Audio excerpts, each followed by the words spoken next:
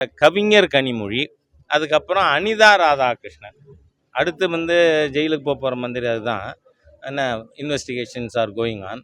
இவங்க 3 பேரும் இருக்கச்ச கோவிலில் இருக்கிற மகளிர் ஹிந்து பக்தர்கள் நாங்கள் 6 மணி நேரமாக நிற்கிறோம். ஆனால் இதுக்கு எந்த ஏற்பாடு இல்லை. குழந்தைகளுக்கு ஒரு தண்ணி கொடுக்கணுன்னா கொடுக்க முடியலை அப்படின்னு. அதுக்கு சேகர் பாபுங்கிற ஒரு ஆணவ பேர் வழி என்ன சொன்னார் ஞாபகம் இருக்கா அவங்களுக்கு? எனக்கு இருக்கு.